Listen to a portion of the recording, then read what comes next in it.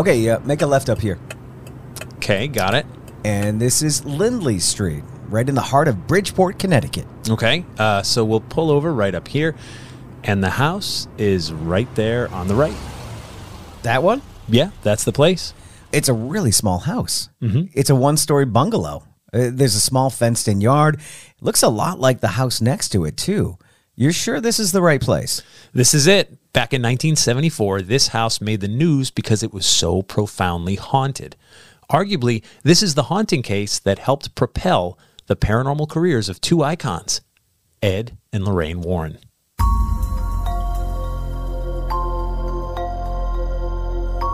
Hello, I'm Jeff Belanger, and welcome to episode 278 of the New England Legends podcast. And I'm Ray Auger. Thanks for riding along with us on our mission to chronicle every legend in New England, one story at a time. We're always on the lookout for tales of ghosts, monsters, aliens, odd history, roadside oddities, and all the other strange things that make New England like no other place. And we can't do it without you. So please hit that subscribe button wherever you get your podcasts. And get involved. We love hearing from you. Now, before we explore the Lindley Street haunting in Bridgeport, Connecticut, we want to take just a minute to tell you about our sponsor, Nuwadi Herbals. Now, the holidays are here. It's a season for giving, and what would make a better gift than Nuwadi Herbals? Ray, I couldn't agree more. For a long time now, we've been telling you about so many great Nuwadi Herbals teas and other products. Many of you have tried them for yourselves and told us how much you love them. Well, now it's time to share them with your family and friends. If you're not sure what to get, check out the Remedy Tea Sampler and the Flavored Tea Sampler, where you can pick an assortment of all natural teas, good for the body and soul. If tea isn't your thing, Nuwadi Herbals also offers their relaxation package with a variety of products to help ease the stress of the holidays. Then there's the herbal packages from Nuwadi Herbals that include essential oils, bath salts, balms, and other all-natural products. They're shipping right up until December 23rd. And of course, their products make a great gift for yourself any time of year. You deserve it too. You do. So let Nuwadi Herbals help support your healthy lifestyle. Check out the Nuwadi Herbals website to see all of their great products, and you get 20% off your order when you use the promo code LEGENDS20 at checkout. Visit nuwadiherbals.com. That's Nuwati herbals with an S.com. So, Jeff, this little house in Bridgeport helped propel the careers of Ed and Lorraine Warren? It sure did. Ed and Lorraine Warren of the Conjuring movie franchise fame. Yeah, that's them. Wow. Those are some fun movies starring Patrick Wilson and Vera Farmiga. There's a Conjuring 2, Annabelle the Doll. Right. It's been a wildly successful franchise. It has, and I actually grew up knowing Ed and Lorraine Warren. That's right. You've mentioned that before. Yeah, I grew up in Sandy Hook, Connecticut, and the Warrens lived in the next town over, which is Monroe. Now, back then, they were more like regional celebrities. I mean, they were doing this work long before the internet and before there were dozens of ghost hunting reality shows. I knew them since I was about 13 years old. And I remember seeing them give their talks in local libraries and things like that. Now, the Lindley Street haunting is a story they often told. In fact, we'll get to hear from Ed Warren himself about this case in just a little bit. 1974 was a while ago now. Ed and Lorraine Warren have now passed on at this point. Ed died in 2006. Lorraine passed in 2019. That's true, but it's a case that those who know still talk about. Now, to find out what happened, let's head back to 1974 and investigate the Lindley Street home. It's November 24th, 1974. Gerald Ford is President of the United States. You Ain't Seen Nothing Yet by Buckman Turner Overdrive is the #1 song, and Thanksgiving is this Thursday. The holidays are coming up, and things are mostly peaceful in Bridgeport right now outside this Lindley Street bungalow home. But inside, it's a different story. Living inside this bungalow is the Gooden family. There's Gerald Gooden. He's 56 years old and a factory worker. His wife, Laura, is about the same age. And then there's their 11-year-old adopted daughter, Marcia. The house was built in 1923, and the Goodens have lived here since about 1960. Different families have come and gone over the years. There was the Pendergrass family. They moved to Maryland. There was the Fennels, and a few other people called this place home. Now, one neighbor I spoke to said she's lived here for over 40 years, and she's never heard of any other family having any kind of strange haunting issues inside this house or any other neighboring houses. But something is definitely going on at the Goodens home right now. Though this house has mostly been quiet for the last 15 years, that doesn't mean there hasn't been tragedies. For For the Goodins, disaster struck in 1966 when their 7-year-old son died. Soon after that loss, they adopted Marcia from Canada. Now, for the first 5 years after their son's death, the house was mostly quiet. But then, strange sounds started happening throughout the home. What kind of strange sounds? Well, according to Gerald Gooden, it all started about 3 years ago. This was just about the time a large addition was being built onto St. Vincent's Hospital. St. Vincent's is about a block away from here. Yeah, it's not far at all. So Gerald said he would sometimes hear tapping on the walls. And then sometimes those tappings would escalate into poundings. He said there was a pattern to it, but then it would stop. It would happen any time of the day or night. Gerald even recorded the sounds on a tape recorder. Now, the family thought this was some kind of prank being pulled by a neighbor. In fact, the neighbor they suspected moved away and the noises stopped. So that explains it. Well, that's what they thought. The noises stopped for about 6 weeks, but then they started up again. The Goodins contacted the police department, the fire department, even the city of Bridgeport engineers, and the house was inspected by everyone. Foundation is solid. No one could find a reason for the strange sounds. Now, it's worth noting that the Goodins didn't believe anything paranormal were causing these knocks. Not yet. But then that all changed this morning. Let's go inside. Let's join the Goodins in the kitchen. Hey, check out that kitchen table. Okay, that was weird. One of the chairs just fell over on its back with no one touching it. There goes another one. And the third. Okay, that's not the house settling or some prankster knocking on the outside wall. No, it's not. Gerald, watch out! The small television in the kitchen just crashed to the floor. Oh man, it hit Mr. Goodin's foot. I think his toe is broken. Okay, that television weighed close to 150 pounds. This isn't something the cat knocked over. No way. Okay, look at that. Okay, wait a minute. Were you near the refrigerator? No, I wasn't. This 450-pound fridge is now angled out from the wall. Okay, this is getting really strange. What was that? It sounded like it was coming from the bedroom. The television set just fell off the shelf in Marcia's room, and there's a bureau lying on the bedroom floor. Come see this in the living room. 3 easy chairs have been thrown in a pile on top of each other. Okay, Mr. Gooden is panicked. Something's happening inside this house, and he no longer feels his family safe. So he heads outside to the front yard. One of Gerald's neighbors and friends is a police officer named Holsworth. They run over and ask for help. When Holsworth enters the home, he finds a broken table and chairs and broken plates. To Holsworth, the kitchen looks like it's been ransacked. Then a strange noise catches his attention just behind him. The Goodins' refrigerator is rocking back and forth and just bumped into Officer Holsworth. Look at that. The television in the living room just turned on. The whole TV is moving. And those 3 recliners are shaking. This is freaking me out. Okay, Officer Holsworth can't figure out what's causing these strange things to happen. He calls the police department for backup. When the second officer arrives, he and Holsworth both witness the lamp near the television shaking on its own. More police arrive. The backup thinks they're going to a house that's been burglarized. I mean, no one mentioned anything about a haunting. Officer Tomic is one of the backup officers. Now, after walking into the Goodins' home, he watches the shelves vibrating. It's like some high-pitched vibration is shaking them. And now the fire department just pulled in to examine the house for any kind of problems they can see. No one knows what they're dealing with here. When Deputy Fire Chief Frederick Zweeland walks into the Goodins' kitchen, he sees a chair leap 2 feet into the air and fall over backward. Police Officer George Wilson Jr. experiences the most nerve-wracking event inside the house. Officer Wilson watches the Goodins' refrigerator lift a few feet off the floor and move towards him. Thankfully, the fridge settles down in the middle of the floor and doesn't hurt anybody. Oh, look at that on the wall, Ray. Oh, man. There's a brass crucifix nailed to the wall, and it's shaking.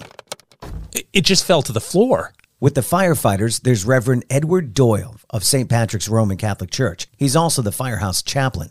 Father Doyle says a blessing on the house in front of the firefighters, police, and the Goodins. In the name of the Father, the Son, and Holy Ghost. I'm sure the blessing didn't hurt anything, but I'm not sure it helped either.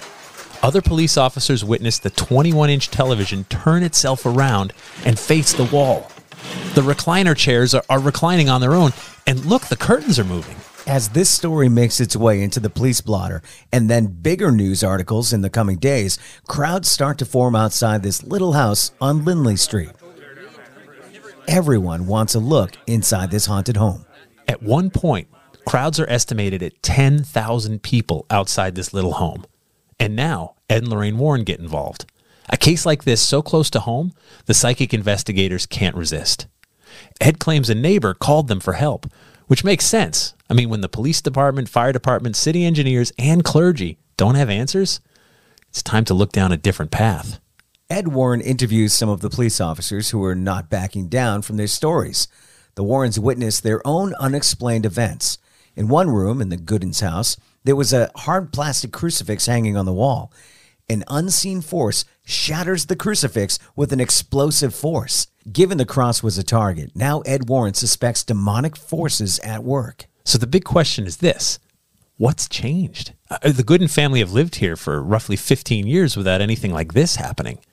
What changed on November 24th? Well, Ed Warren has a theory. And this is when we learned that back in October, young Marcia was attacked by a school bully who kicked her in the back. The injury to Marcia's back was so severe that she had to stay home from school for 5 weeks to heal. It was near the end of that recuperation that the paranormal events in the house reach a crescendo on November 24th. Ed Warren's theory is that these paranormal events are centered on Marcia, and maybe her injury opened up some kind of portal or doorway to the other side, and now that demonic forces are inside, they need to fight back. Police have barricaded Lindley Street to try to control the crowds. A police car is parked outside around the clock, and bigger news outlets keep covering this story. After all, the police officers have gone on record to report some of these incredible occurrences. And just when life on Lindley Street almost grinds to a halt, the Gooden family announced that they now believe it was their daughter Marcia who perpetrated a hoax out of boredom from being home for 5 weeks. A hoax? Moving 450-pound refrigerators and 150-pound television sets? Well, that's what they claim. And soon, the crowds disperse, and life starts to get back to normal for the people on Lindley Street. Well, everyone except for the Gooden family. And that brings us back to today. Okay, so the official story is that this was a hoax. So here's the thing.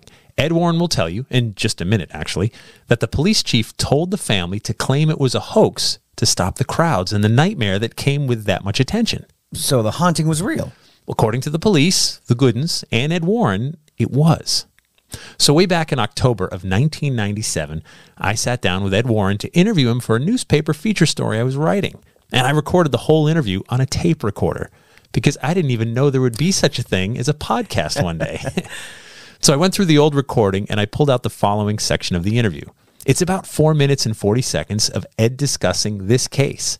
The audio quality isn't the best. I mean, we cleaned it up, we boosted it a little bit, but I wanted you to hear directly from Ed Warren the same way I did back in 1997.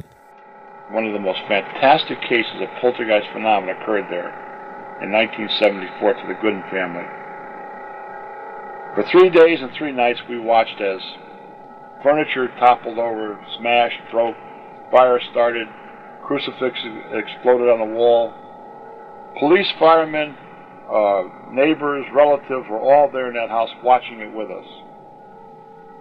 400-pound refrigerator coming out to the middle of the room. 3 television sets toppling over at one time. 1 in the living room, 1 in the girls' bedroom, and 1 in the kitchen. The kitchen table would go up into the air and do a somersault, and the chairs would fly in all directions. I've seen that many times in 3 days that I was there. On the 3rd night, they had barricades set up all over on Lindley Street, near St. Vincent's Hospital. Thousands of people came from all over to see what was going on in that little tiny house. Reporters, media from all over New York, all over, were coming into Bridgeport. They wanted to get into the house. They talked with the family. Now, the first thing I did when I walked in, I interviewed every police officer, every fireman, every witness, the Goodens. I have all of those. I have the official reports of the Bridgeport Police Department in regards to what they've seen and felt and heard in that house. They tried to destroy them, but before they could destroy them, I got my hands on them. Thank God. Because police departments try to create a hoax story so that the people will disperse and go home. Well, that's what they did on the third night. Every day there were headlines in the Bridgeport Post about the haunted house on Lindley Street. And the reporters were interviewing the cops that were in there, firemen and everybody else. These police officers were telling it as they seen it. But Superintendent Walsh took it upon himself to make them look like fools, and us.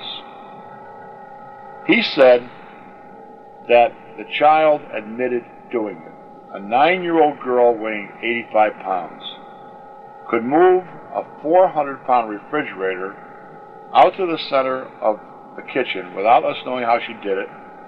There's like 7 or 8 of us standing in the kitchen while this thing is happening, knocking 3 television sets over simultaneously, exploding objects on the walls, and a voice coming from the cat. She was a ventriloquist.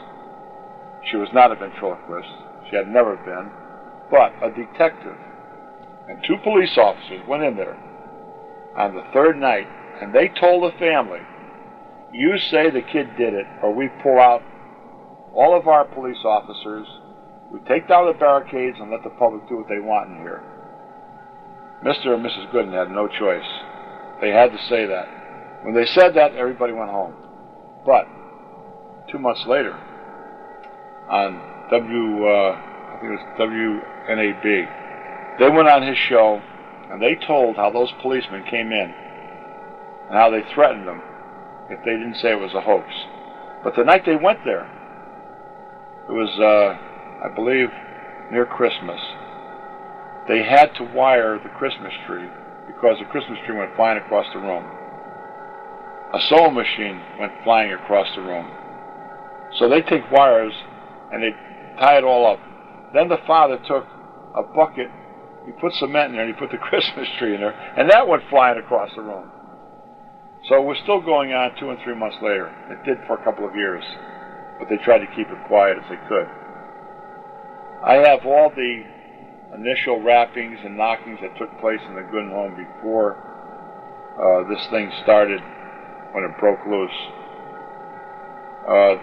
The amount of witnesses, the statements by the police, the interviews I got by the police, beyond a shadow of a doubt, show that this was no hoax.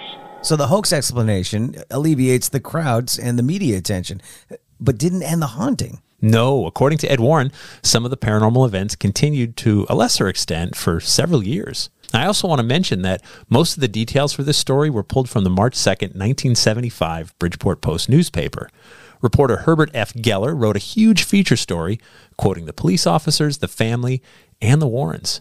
This article was published a few months after the big events of November 24th, 1974, but the conclusion back then was that disbelievers will call it a hoax, and believers will claim it was real, and some of the most profound poltergeist activity ever documented. Either way, it's a story we're still talking about. And that brings us to After the Legend, where we take a deeper dive into this week's story. Sometimes veer off course. Sometimes. After the Legend is brought to you by our Patreon patrons. If you'd like to give a holiday gift to your buddies Jeff and Ray, please consider joining our Patreon patrons. These folks are the backbone of everything we do. They help us with our production costs, hosting costs, marketing, everything else it takes to bring you a new story each and every week. It's just $3 per month, and for that, you get early access to new episodes, plus bonus episodes and content that no one else gets to hear. To sign up, head over to patreon.com/New England Legends. Okay, so we do know the exact number of the house on Lindley Street. And it is? We're not going to say because people still live there. Oh, okay. And we thought we would protect Probably their easy privacy. to find. It probably is. I don't want to encourage people. No, but and as far as we know, there have been no paranormal troubles. But yeah, so that audio, which I know you can even hear the little whir of the tape recorder, the Yeah. right? So like there was no digital recorders back then. Yeah, in radio, we listen to that old stuff all the time. We find tapes, and I need to hook up a reel-to-reel someday because I've got a lot of those. Yeah. So I sat down to interview them 25 years ago for a Halloween feature for a newspaper. And we sat in their kitchen in their Monroe home, right above their museum, down in the basement, above Annabelle, who was just below us at the time. And Ed, I mean, he's been interviewed so many times. He's such a pro. Now, let me ask you a question before you go on. Was it that big of a deal back then? Because we didn't have all those paranormal shows. Nope. They are celebrities today. Yep. Or they've passed, but their names are celebrity. Huge. Yeah. Now. But then, even though they were famous for being paranormal investigators, were they famous? Locally, sure. Okay. Everyone knew Ed and Lorraine They Warren. knew them. Yeah. But it's not like they were quote unquote movie stars and...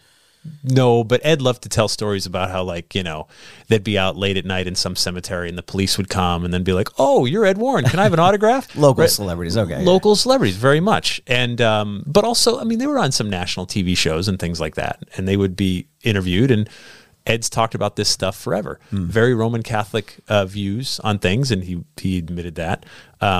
Some of this interview, it's cool that this, if you've watched the Shock Docs on Discovery, that I've done a bunch of those now. Nice plug. Thanks. So the one on Ed and Lorraine Warren, I think it's called Devil's Road. You hear a lot of audio of Ed Warren speaking.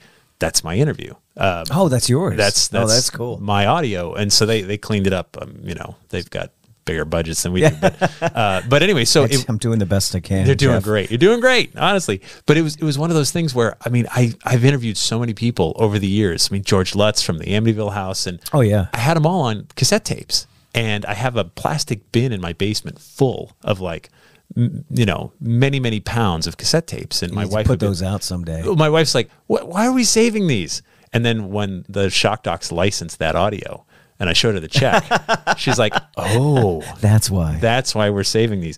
Plus, like, I just can't part with them. You know, like, these were incredible conversations I've had with people. When I sat down with Ed Warren in 1997, I didn't podcast. There was no such thing. Like, I mean, what were you going to do with the cassette? I mean, you were just using that to write an article, type notes and quote him and put it in a feature story. But you never once thought that audio would be used for something. No, and I'm getting all the mileage I can out of it now. So this is one of these stories. Fix my mic. I'm sorry. Okay, you may hear it. Okay, I started to I'm hunching down. That's much better. Okay. Race fixing his microphone. There we go. So it's one of those things where you know, the Warrens were iconic locally. I mean, it's how you. Oh, I heard that place was haunted. Oh, really? Well, no. Ed and Lorraine Warren went there. Yeah, and that was the end of the discussion. Gave it some legitimacy. It did. This case, I was speaking in Connecticut this past October doing my stories, and someone's like, "What's that house in Bridgeport?" Like, everybody still sort of knows it, especially I think in Connecticut. And so I was like, we should do an episode on it. The newspaper article that was our source material. The officers are quoted by name over, and not one or two, like five, and you know, fire department officials, and they can say it's officially a hoax. But how does an 11-year-old girl levitate a 450-pound refrigerator? All at the same time, by the way. These things were all happening at the same time. Yeah. One crazy day in this house, and witnessed by multiple police officers and so on. And those kind of folks are skeptics to begin with. Absolutely. Most are, in my experience. Yep. They get called to the homes like that have been burglarized. They just want to figure it out. Yeah. Right. So when they see stuff and they're like, "Look, I don't know if there's such a thing as ghosts, but the chair flew into the air and shattered to the floor." That happened. Right. That happened. Period. You know, it wasn't thrown by a little girl. Nope. Yeah. And that's what makes this case so compelling, is that this huge newspaper feature that we found in the archives just went into so much detail from the Warrens and from everything else.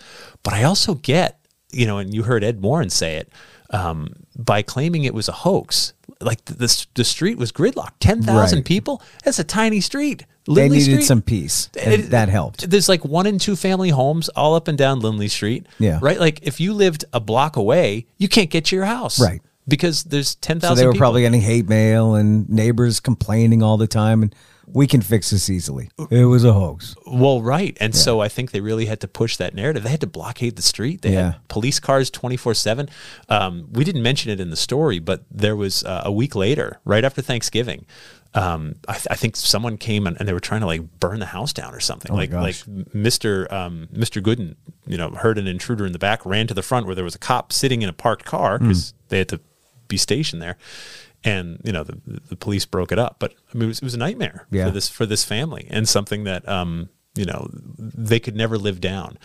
That house, and again, we didn't give out the address because we don't need to make trouble for whoever lives there now. I mean, I assume someone still lives there. It looks pretty well kept from the outside, but who knows? Who knows? And sometimes with a haunting, it's not like there was some, incredible event that took place there, like Amityville, 6 people murdered in that house. That happened. Yeah. This one, we don't know. And maybe it was just the right combination of people in the right place at the right time, or wrong combination of people in the wrong place at the wrong time. When was Marcia adopted? Do you know? She was adopted. How old was she? So she was probably 8. And then how old was she in this story? 11. She could have brought it in with her. I guess. And it lay dormant for a few years. Maybe. Yeah. I mean, so the thing is, their son died, and I couldn't find out how. But that's another story. He died. Angry child, perhaps? And then very quickly after, they adopted this girl. Yeah. Which is a little strange. Like, well, yeah. That's a pretty heavy thing. How old was the boy? He was 6, I think. So they went and found a kid that was almost the same age. Yeah. And then this kid's in that, maybe he died in the house. And now he's upset because there's a little girl that took his place. Wow, we're just I'm making stories up. You're making it but up. But it could happen. We don't know, yeah. So it's just one of these really intriguing stories that hung around for a long time. People still ask about it.